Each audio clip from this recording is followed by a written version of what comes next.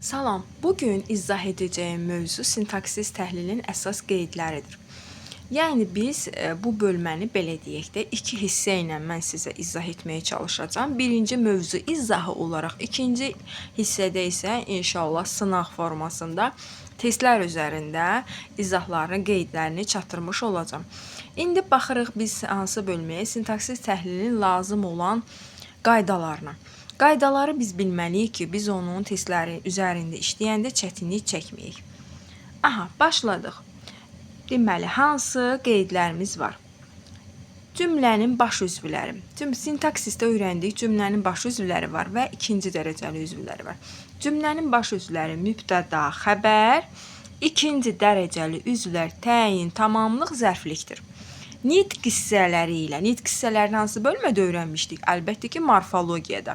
Nitq hissələri ilə ifadə olunan cümlə üzvləri quruluşca sadə, söz birləşmələri və mürəkkəb adlarla ifadə olunan cümlə üzvləri quruluşca mürəkkəb olur uşaqlar. İkinci qaydamız nədir? Birinci xəbər, ikinci mübtəda. Daha sonra tamamlıq, zərflik, ən sonda nə tapılır? Təyin tapılır. Bəli, birinci cümlə verilirsə, xəbərə sual verib, xəbəri tapırıq. Və xəbərin vasitəsilə mübtədanı tapırıq. Daha sonra tamamlıq, zərflik, ən sonda isə təyin tapılır. Təyindən başqa, baxın, təyindən başqa bir cümlə üzünün müstəqil təhlil edilməsi üçün xəbərlə uzlaşmalıdır. Bu nə deməkdir? Birinci xəbərə sual verdik, tapdıq, düzdür. İndi mübtədanı, tamamlığı, zərfliyi sual verib xəbərlə uzlaşdırırıqsa, o deməli ayrı-ayrılıqda cümlə üzvü seçilmiş sayılır. Əgər biz ona sual verə bilmiriksə, yəni bir söz seçiriksə, ona sual deməli o söz birləşməsinin daxilində seçməliyik. Aha, təyini xəbərlə uzlaşdırmalı. Daha doğrusu, təyini xəbərlə uzlaşdırmayın. O, yalnız yanındakı isimlə asılı olur. Yəni, təyin xəbərdən asılı olmur da, belə deyək. Təyin nədir? Biz morfologiyada sifəti, sayı öyrənmişdik ki, isimlə birbaşa əlaqə yaranır. Yəni, isimin əlamətlərini, sayını bildirir. Təyində də elə funksiya var. Deməli, mübtədaya aid olan xüsusiyyətləri, isimə aid olan xüsusiyyətləri, əlamətlərini ifadə edir. Yanındakı isim müstəqildirsə, təyin də müstəqildir. Baxın, yanındakı isim müstəqildirsə, təyin də müstəqil olaraq cümlə üzvü kimi götürüləcək. Üçüncü qaydaya baxırıq. Hissəciklər xəbərlə birlikdə təhlil olunur. Hissəciklər hansılar idi? İdi, imiş və isə. Bax, söhbət bunlardan gelir. İdi, imiş, isə hissəcikləri xəbərlə birlikdə təhlil olunur. Məsələn, gəlmiş idi, o idi, bu idi, gəlmiş imiş, gəlmişsə, məsələn də, yəni bunlar varsa, bunlar xəbərlə birlikdə cümlə üzvü kimi götürülür. Predikativ sözlər müstəqil təhlil edilir. Predikativ sözlərin hansıları idi? Var, yox, mümkün, lazım. Bax, bu tipli predikativ sözlər müstəqil təhlil olunur. Yəni, təklikdə, ayrılıqda götürülür. Dördüncü qaydaya baxırıq. Birinci növ təyini söz birləşməsi əsasən ayrı təhlil olunur. Baxın, birinci növ təyin söz birləşmələri bir-biri ilə əlaqəsi olan söz birləşmə, aydınlaşdırma funksiyasında olanlardır və bunlar təhlil zamanı ayrı-ayrılıq. Məsələn, gözəl qız. Necə qız? Gözəl qız. Birinci növ təyin söz birləşməli və ayrı-ayrılıqda cümlə üzvü kimi götürülür. İkinci növ təyin söz birləşmələri birgə təhlil olunur. Bəli, ikinci növ təyin söz birləşmələri birgə təhlil olunur. Üçüncü növ təyin söz birləşmələri əsasən birgə təhlil olunur. Baxın, əsasən dedi, həmişə demədi. İndi aydınlaşdıracağıq, nəyə görə əsasən dedi. Yenə deyirəm, üçüncü növ təyin söz birləşmələri əsasən birgə təhlil olunur. Qeydimizə baxırıq indi. Əgər, bunu başqa rənglə edeyim, əgər üçüncü növ təyin söz birləşmələrində əsas, yəni ikinci tərəfin mənsubiyyət şəkilçisi ixtisar olunubsa, bu zaman üçüncü növ təyin söz birləşmələri təhlil zamanı ayrı təhlil olunacaq. Məsələn, deyirəm, bizim ev. Baxın, üçüncü bizim evimiz də deyə bilərəm, düzdür? Üçüncü növ təyin söz birləşməsi kimi. Amma deyirəm bizim ev. Burada üçüncü növ təyin söz birləşməsidir. Lakin ikinci tərəfin mənsubiyyət şəkilçisi ixtisar olunub. Bu zaman üçüncü növ təyin söz birləşməsi sintaksiz təhlil zamanı necə yazılacaq, necə qeyd olunacaq, ayrı təhlil olunacaq. Bu qədər rahat. İndi 5-ci qaydaya baxırıq. Yəlik hal üstünə gəlinsin, frazoloji birləşmə gələrsə cümlənin bütöv üzvü sayılır. Yəlik hal üzərinə gəlsin frazoloji birləşmə. Biz leksika bölməsində frazoloji birləşməni öyrənmişdik. Məhz o bölmədə də öyrənilməlidir. Niyə müəllim? Ona görə ki, frazoloji birləşmələr bir leksik məna xüsusiyyətini daşıyır. Yəni ki, nə olsun ki, onlarda 3-4 dənə söz var. Məsələn, cin atına minmək, əsəbləşmək. Bir sözlə ifadə eləyə bildim də o sözü. Deməli, bunu biz leksikada öyrənirik. Ona görə də biz təhlil zamanı frazoloji birləşmələri bütövlükdə götürdük. Xüsusən də onun qarşısında yəlik hal üzərinə gəlsin frazoloji birləşmə varsa, cümlənin bütöv üzvü sayılır. Cümlə bütövlükdə götürülür. Aha, üçüncü növ təyin söz birləşmələri arasında nə qədər söz olarsa, hər biri birlikdə təhlil olunacaq. Üçüncü növ təyinli söz birləşmələri arasında nə qədər söz olursa olsun, hər biri birlikdə təhlil olunacaq. Məsələn, deyirəm, onların dərs vəsaitləri.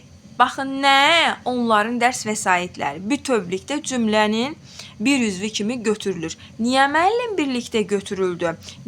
Orada onlar sözünə də biz ayrı sual verək, götürüldü ayrı sual verə bilərikmi? Xeyr, niyə? Çünki üçüncü növ təyin söz birləşmələri arasında nə qədər söz olursa olsun, hər biri birlikdə təhlil olunacaq. Baxın, yuxarıda qeyd elədim amma ki, üçüncü növ təyin söz birləşmələri ayrı da götürə bilər. O zaman ayrı götürülür ki, ikinci tərəfi mənsubiyyət şəkilçisi ixtisar olunur. Yəni, qeyd olunmur. Necə ki, bizim ev dedim. Aha, davam edirik. Üçüncü növ təyinli söz birləşmələrinin birinci tərəfi ixtisar edilə bilər. Baxın, üçüncü növ təyin söz birləşmələrin birinci tərəfi ixtisar edilə bilər. Məsələn, mənim kitabım mübtəda birlikdə götürülür. Amma kitabım yenə də mübtəda sayılacaq. Niyə? Artıq birinci tərəfi nə olub? İxtisar olunub. Deməli, bunda bir yerdə götürə bilərik. 6-cı şərtə qaydaya baxırıq. Onun qaraşın, şirin qızı birlikdə təhlil edilir. Onun qaraşın, şirin qızı. Onun qaraşın, şirin qızı. Onun qızı. Bax, üçüncü növ təyini birləşmədir. Amma aralarına söz daxil olmuşdu. Biz yenə də bunu ayrı götürməyə ixtiyarımız yoxdur. Ona görə ki, bu üçüncü növ təyini söz birləşməsidir. Birlikdə təhlil olaraq götürəcəyik. Aydın və qızıl lalə ayrı təhlil edilir. Aydın və qızıl lalə ayrı təhlil. Çünki burada həmciz mübtəda var uşaqlar. Ona görə də ayrı təhlil edilir. 7-ci qaydaya baxırıq. Günlərdən biri birlikdə təhlil edilir. Baxın, günlərdən biri birlikdə təhlil edilir. İkinci tərəfdəki mənsubiyyətə görə yadda saxlamaq olar. Bəli, günlərdən biri. Bu, ikinci tərəfdəki mənsubiyyətə görə birlikdə götürülür. Təbrizin günlərindən biri birlikdə təhlil olunur. Niyə müəllim? Ona görə ki, üçüncü növ təyin söz birləşməsidir. Bəli, birinci tərəfi yəlik, ikinci tərəfi nə olur? Mənsubiyyə şəkilçisi qəbul etmiş sayılır. Daha sonra 8-ci qaydaya baxırıq. Qeyri-həmciz təyinlə iki müstəqil təyin kimi təhlil edilir. Baxın, qeyri-həmciz təyinlər iki müstəqil təyin kimi təhlil edilir. Qeyri-həmciz təyinlər. Nə deməkdir? Yəni ki, qeyri-həmciz təyindir, amma ayrı-ayrılıqda götürə bilərik biz onu. Necə ki, yuxarıda aydın və qızıl laləni ayrı götürdük, bu tipli təyinə də aiddir. Təbii ki, hər iki təyin müstəqil olaraq isimlə uzlaşmalıdır. Yəni ki, məsələn, yaraşıqlı qız, gözəl qız. Bax, isimlə uzlaşdı deyə, yaraşıqlı da, gözəl də ayrı-ayrılıqda təyin götürə bilərik. Mütləq ki, uşaqlar, bunun əsas qaydası xəbəri tapmaqdır. Xəbərlə uzlaşan deməli cümlə üzvlərini ayrılıqda görə bilirsinizsə, onu avtomatik olaraq götürəcəksiniz başqa cümlə üzvü. 9-cu qaydaya baxırıq. Cümlədə məstər, feili, sifət, feili bağlama varsa, bu sadalama təriflənməyən formaları, daha doğrusu təsriflənməyən, məstər, feili, sifət, feili bağlama varsa, bu sadalanan, təsriflənməyən formalar özündən əvvəl gələn, baxın, özündən əvvəl gələn sözlərlə birlikdə tərkib yaradır. Bəli, cümlədə məstər varsa, feili, sifət, feili bağlama, feilin təsriflənməyən formasıdır da, düzdür. Bu formalar özündən əvvəl gələn sözlərlə birlikdə tərkib yaradır. Görürük ki, məsələn, oxuyanlar beşincilərdir. Yaxşı oxuyanlar beşincilərdir.